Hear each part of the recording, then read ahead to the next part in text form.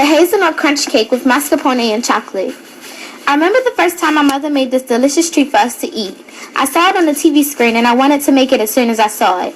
Later that day, I sat in the kitchen on the wooden counter, and I watched my mother carefully measure out the ingredients she needed.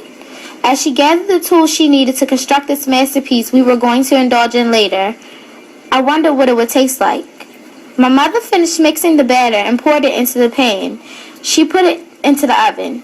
She carefully and thoroughly blended the hazelnut crunches into the filling. She blended the toppings of chocolate chips, sugar, and sweet tangy orange zest. As I waited for the cake to bake, I sat and watched TV impatiently.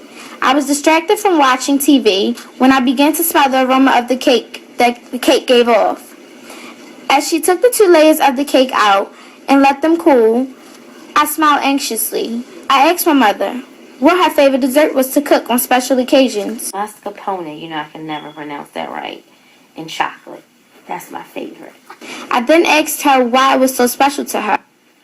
Well, of course, the first thing is you taught me how to make that cake when you were very little, and I thought that was just so special to me. It was so wonderful because you love cooking too. So, along with that, when we didn't make it, we messed it up a couple of times. We had a good experience, but it came out after the couple of times we had to make it. It came out awesome. And that was really special to me. My daughter taught me how to bake that cake. It was such a beautiful thing to hear her say those things. To know that the dessert was so special to her because of me. Now we make and enjoy this cake during special occasions such as Christmas, Thanksgiving, dinners, and birthdays. One day she insisted on making the cake for Thanksgiving. I agreed that she should make it for the rest of our family could taste it as a delicious dish.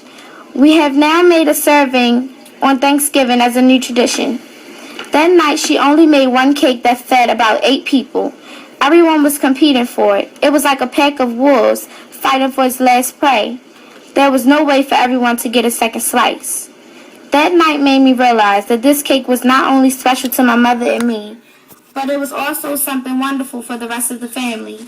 We had introduced them to something special that will hopefully be passed down from generation to generation.